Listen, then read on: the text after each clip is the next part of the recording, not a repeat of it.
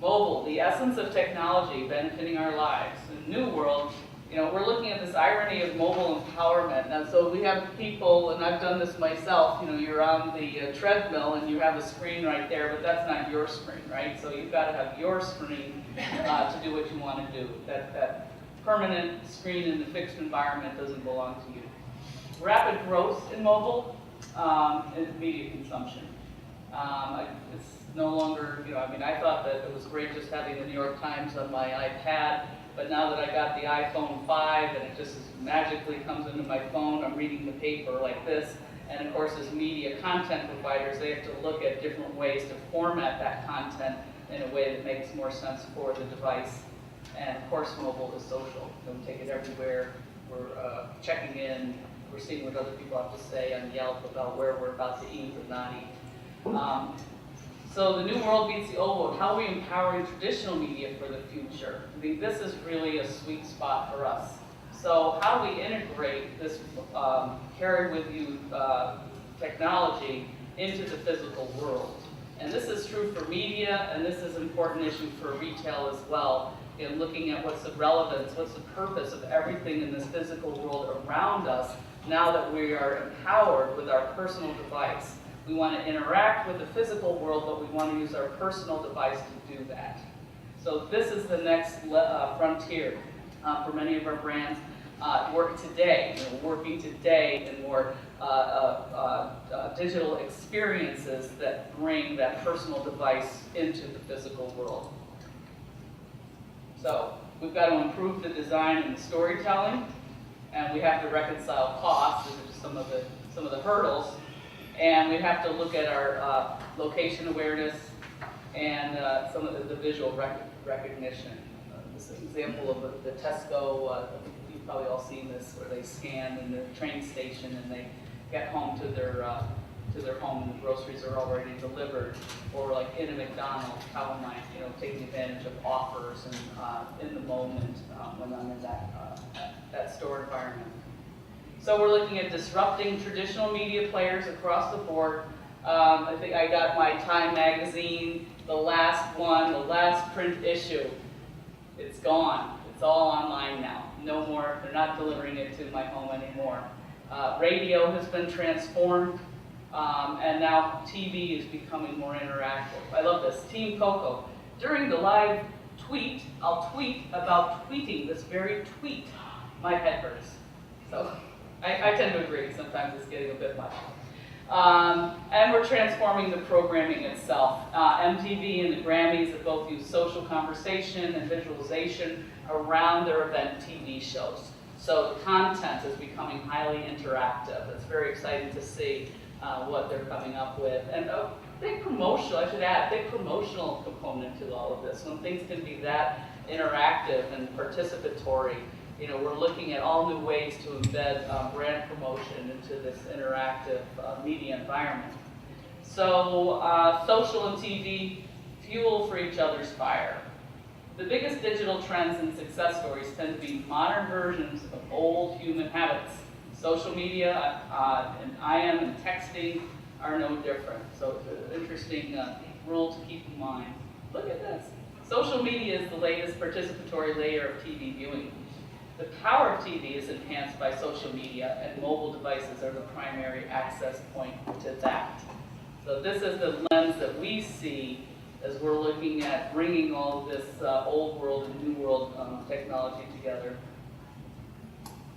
Okay. Disrupting traditional media players. Oh, we already did that. I think I'm going the wrong way. Sorry, guys. Okay, here's a chart. Social and TV, fueled for each other's fire. So Grammys, Oscars, Super Bowl all received their highest ratings in decades in 2011.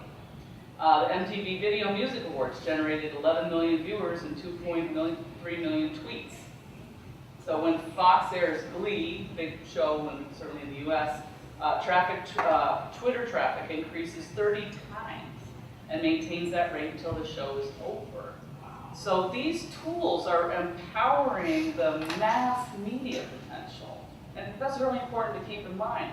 That's why we're not seeing TV expenditures going down, even though we're seeing use of digital going up. But how do we play in this new landscape? So finally, making TV interactive with the new ways of synchronizing the experience. While currently 3+ companies are offering audio syncing technology between TV and mobile devices. And I tend to think of, well, what is really the device at the end? Is it all going to be, when you're really viewing entertainment content, are we going to get to a whole new world in terms of what that is? Just like I wonder, what is my camera, what is my phone? When I take pictures with my camera, shouldn't I be able to upload those pictures onto Facebook? Will the camera be a phone? Or, ultimately, we're going to be looking at, I think, different types of devices altogether. Yahoo into now is across every platform. And of course, the more media becomes digitized and fragmented, the greater the need for quality search engines. So here, I know that's a big issue for people, the quality of the search, the history of individual searches very much informs what search delivers. So we're seeing that the content strategy is going to be crucial, indexing social preferences and influencing decision making, and again look at the data coming from all of that. At the same time, the media we consume is becoming digitized, so too is much of the physical world we inhabit. So bringing with it new opportunities for incredible consumer experiences and seamless integration with media platforms. Mobile, the connecting point of the coming together of our digital and physical worlds. So I don't know if you're familiar with Macy's Backstage Pass. Has anyone heard of that? As an example of it, now Macy's is looking at themselves as the omni-channel retail. So this goes a step beyond looking at the consumption of media and really looking at the role of media and talk about that participatory experience that you can get in a physical environment. So as a retailer, you step back and say, well, now how am I going to make my store as kind of exciting as my website, as exciting as an augmented reality pop-up shop? And so they took the content that they have, these assets, through designer brands like Tommy Hilfiger or Martha Stewart at the time, a range of different categories throughout the store, and they encouraged consumers to come in and point to a QR code and bring up content, whether it's in a physical kiosk or get the content into their own device. And they've been trying this at peak times. They pulse this. They're in and out with this kind of program. The interesting thing is, I just want to make this point, is the first thing they did was they trained their staff about it. How many times do we try to use one of these QR codes or get some kind of a promotion, we've checked in, and the person at the register doesn't really know how to do it? So it just as an aside, it's a principle that I think goes beyond retail. Teach your people how it works before you do this. Home Depot, Scan Life is another program. SK Telecom, these Q stores. So just all these different kinds of formats that are bringing mobile into retail and shopping. Socializing the event and the retail experience is a big opportunity. Nike's done interactive store windows. Coca-Cola has done, they've just done a tremendous amount. This is one in Israel. We looked at some of the experiences that they were doing in Mexico and some of the other markets. I meant to mention that whole augmented reality. One of the key, I probably have the video if we needed to, if we had more time, but one insight they say is we're Coca-Cola, we see our consumer, it wants to be connected all the time. Teens in particular, they need internet. And what they're doing is spending so much of their money topping up their prepaid phones. How can we help them? And so they developed a top up your phone device that looks very much like a fountain drink. And so you can put it up at an event or a cafe location. You can put your phone under this device just like you're getting a Coca-Cola. And Coca-Cola is topping up your phone, which is brilliant because now the teen has a little bit more money. Maybe they'll buy a Coca-Cola. But importantly, the brand is being very generous in giving the teen connectivity. So that they're not in the telecommunications business, but they're using the telecommunications to deliver value add and again that passion that distinction, that love for their brand. So, mobile all the way from communication to transaction. This gets very interesting. Starting to buy with a device. Of course, we've seen really the different parts of the world being more likely to embrace and adapt to this mobile wallet. Korea being, certainly an area, Asia being an area. Some of the those fast growth markets where the mobile wallet really helps them to avoid issues of theft, and we're really having currency in the form of PayPal through their phone can be a real advantage in the way that they live and navigate their daily world. So this is going to be, in a few years, I'm sure we're going to come back with a whole different story on this in terms of where and how it's being used. Socializing the customer service experience. We have the 12th course. We've got Diesel's Facebook connecting fitting rooms, so I could be in a fitting room and I can get curated content. I can share how does this look with my friends. I can find out what maybe a fashion expert would recommend I pair the garment with. Personally, I'm not a big fan of having technology in my dressing room, but young teenagers certainly appreciate this because it makes that experience as social as being at home in their own room and connecting with their friends.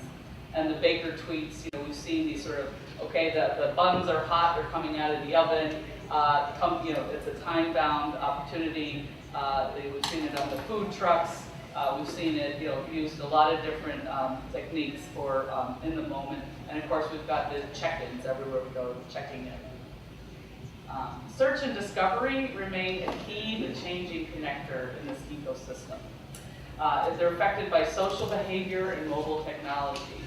So it's key and changing. So we have to keep looking at how this is changing all the time. So we're looking at this information and affirmation. Everyone needs to know they're making the right decision. That's just part of this new landscape. Remember, I want people to tell me what I think almost. Mobile search is significant now, of course, and will continue to grow in influence. More local, more immediate. And voice and visual search on mobile are going to become commonplace. So again, just showing the importance of being able to capture this new behavior that's emerging from access to all this local information, geo-targeting, etc. And I talked about the building bridges with data. All media and retail becomes connected. We're going to increasingly be able to connect the dots between the channels, the devices, and deliver and measure coherent brand story. So we're talking about brand experience. We could be talking about brand advocacy, choice, and then delivery of product. We're going to, depending on what we're trying to accomplish, we're going to talk about it in different stages. The increasing availability and importance of data sources and connecting the dots between channels and devices to deliver and measure a coherent brand story. So proliferation of addressable media platforms, moving into with media and messages delivered with relevance at scale. So this is kind of that continuation, sort of from the devices to the behaviors to right message, right place. So we see 4 big issues, 3 giants with an agenda, and 5 practical steps. As we face this evolving media future, there are some clear and immediate steps we can take to address what's coming. The confluence of interesting events, content anywhere, digital everywhere, data, and social. When you look at all this coming together, this may frame what's the new media landscape. Okay, so this is this sweet spot. So social, some facts and implications and actions. And this is all relevant to what you were looking for today. Facts, we've got 18 billion plus users. When you look at Facebook, LinkedIn, Google, social pages everywhere. This is the backdrop that we're working against or with. Implications, empowered consumers, amplified opinions, really amplified opinions, and content by discovery. So our actions as brands and agencies, learning to listen, separating the signal from noise, and embracing the reality of liquid content. So think about that. How are we going to kind of capture that, listen, learn? It's kind of a constant iterative process. Data, okay, facts, big data everywhere. It's capturable, it's actionable. The algorithms determine visibility. Now, I am not the person to talk about algorithms. I know that they are very important in this world, but that's not my area of expertise. But I know we need people who understand how to do this. Implications, new sources of insight, new mechanisms to value the inventory, and how to measure the delivery in real time. So I mentioned this grab data, use it and lose it. We were hearing a bit about that last week. And the actions, build a warehouse, unify the collection, our data, your data. I think we're looking at more sharing data. It doesn't have to be owned by me or you. It could be data that's out there.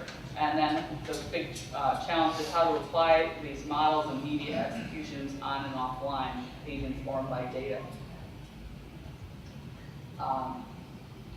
Digital everywhere. So the facts, we have 2 billion plus broadband users, 4 billion plus mobile users. There was a statistic in our session last week about how there are more mobile phones than toothbrushes in the world. In this part of the region, we saw maybe 118% penetration of mobile phones. Those are always interesting statistics because of prepaid. Old media, new devices, new services, new devices. So what are the implications? Well, explosion of touch points, clearly, I mean, you all know that. The implosion of simultaneous reach. We have, as we get this proliferation of touch points, we're always on, consumers always on. And we have this merging of marketing channels, channels to market, and customer service. So the actions we see are create assets to watch, use, and share. We've seen a lot of even retailers creating new programming, Macy's and Target in the United States. So they are doing kind of this episodic kind of content that engages consumers in the content and delivered maybe online through their phone or use their phone to talk to other people about the content. So we're seeing a lot of interesting leadership in that area of content development by brands. Again, across devices, time and place, and focus equally on the delivery and the discovery. Number 4 is content everywhere, and we're seeing an unlimited supply of content, clearly. Unlimited suppliers. Everyone creates content. And my son puts these movies together, he puts them on YouTube. I don't know who watches them, but they keep doing it. Old pros, new pros, non-pros with a voice. Everybody's an expert. Everybody has a blog. Everyone has an opinion about how to make a hamburger. It's everyone. I'm just amazed at what people spend the time to post on their blogs. But everyone's an expert, and it's changed the whole communication landscape. Implications: can premium still be defined within all of this? How do you follow the content or follow the audience? It's very hard for the advertisers to do.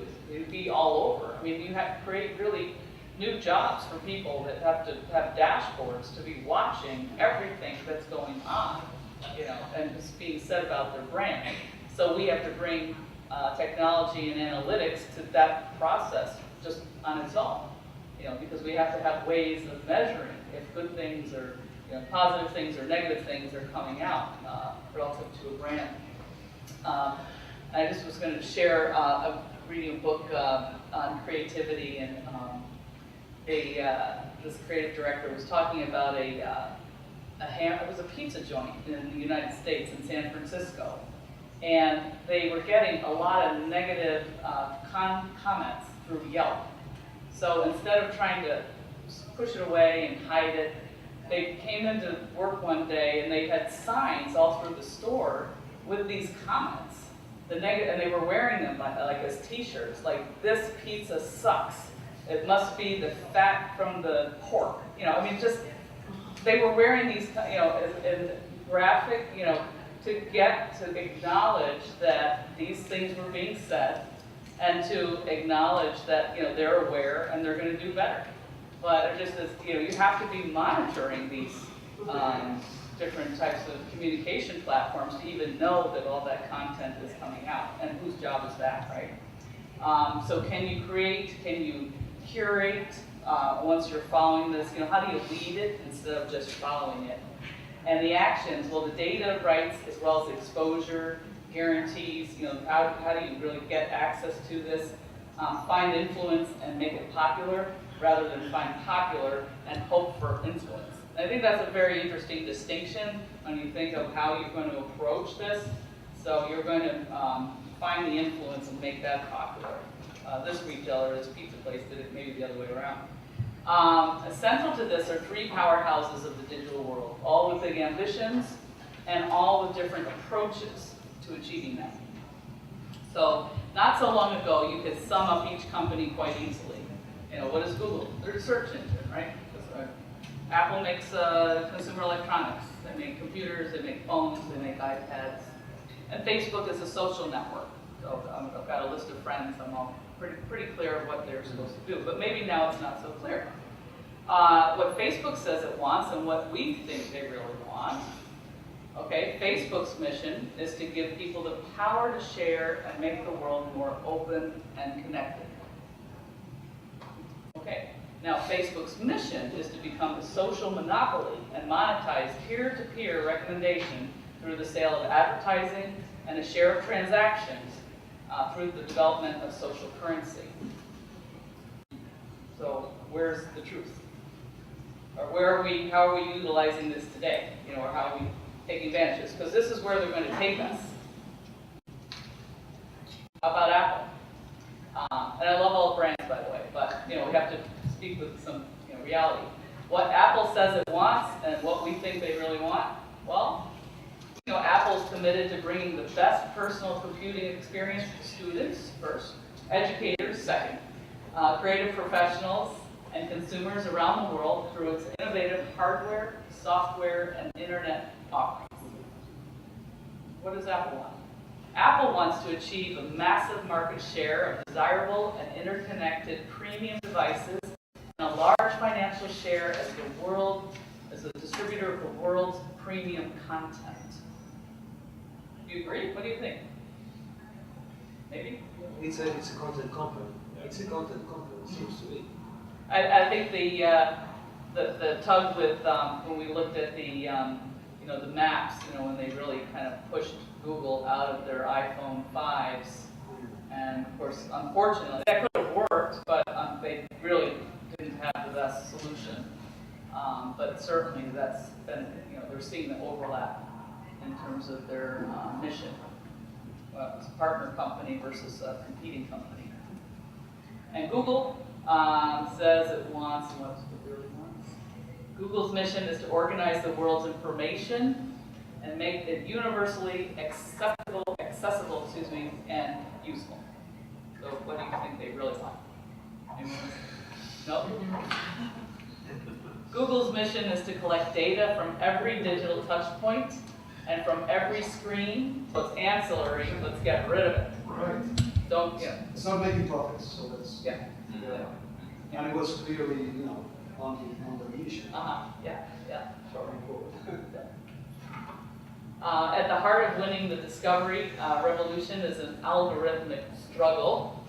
Google PageRank and Facebook EdgeRank may be the two most significant pieces of code that marketers have to outsmart.